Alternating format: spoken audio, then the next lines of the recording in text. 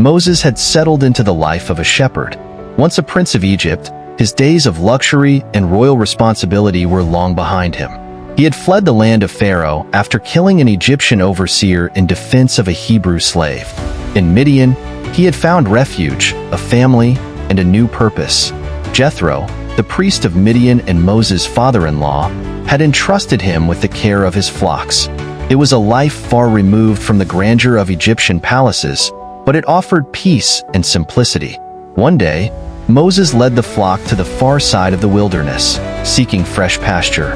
His wanderings brought him to Mount Horeb, later known as the Mountain of God. The landscape was rugged and barren, but it held a quiet majesty that stirred Moses' soul. As he guided the sheep across rocky terrain, the silence was broken only by the occasional bleating of the animals. Little did Moses know that this ordinary day would mark the beginning of an extraordinary journey. Moses' years as a shepherd had taught him patience and resilience, qualities that would soon prove essential. He had become accustomed to solitude, spending hours alone with his thoughts under the vast, open sky. Yet, deep within him, a restlessness lingered, a sense that his life's purpose was still unfulfilled. That restlessness would soon be met with a divine calling, one that would challenge him to step out of his comfort zone and embrace the destiny that awaited him. As Moses tended the flock near Mount Horeb, something unusual caught his eye. In the distance, a bush was ablaze with fire. But this was no ordinary fire. The bush burned brightly, yet it was not consumed. Intrigued, Moses decided to investigate. He turned toward the phenomenon, his steps cautious but curious. "I will go over and see this strange sight," Moses thought. "Why the bush does not burn up?" As he approached, a voice called out from the flames, "Moses! Moses!" Startled, Moses froze. "Here I am," he replied, his voice tinged with awe and fear. "Do not come any closer," the voice warned. "Take off your sandals, for the place where you are standing is holy ground." Moses obeyed, removing his sandals and standing barefoot before the miraculous sight. The voice continued, "I am the God of your father, the God of Abraham, the God of Isaac, and the God of Jacob." At these words, Moses hid his face, afraid to look at God.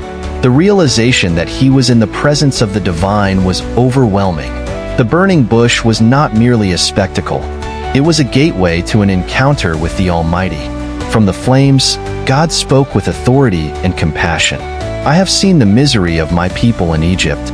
I have heard them crying out because of their slave drivers, and I am concerned about their suffering. So I have come down to rescue them from the hand of the Egyptians and to bring them up out of that land into a good and spacious land, a land flowing with milk and honey." Moses listened intently, his heart stirred by the words. He had always known of the suffering of his people, the Hebrews, but to hear God's voice declare it was both humbling and inspiring. Then came the unexpected command, "So now go. I am sending you to Pharaoh to bring my people the Israelites out of Egypt." Moses' heart raced. He, a fugitive from Egypt, was being called to confront Pharaoh? The very thought seemed impossible. Moses' mind swirled with doubt and fear, but the voice of God was unwavering. Moses' response was hesitant. "Who am I that I should go to Pharaoh and bring the Israelites out of Egypt?" he asked, his voice trembling. God's reply was simple yet profound. "I will be with you, and this will be the sign to you that it is I who have sent you.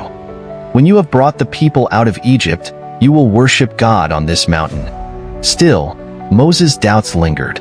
He questioned his ability, his authority, and his worthiness.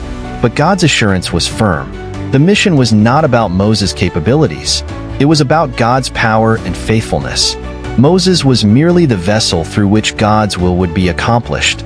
As the encounter ended, Moses' heart was heavy with the weight of the task before him. Yet, within that weight was also a spark of purpose, a realization that his life was about to change forever. The burning bush had not only marked the presence of God, but also ignited the beginning of a journey that would shape history.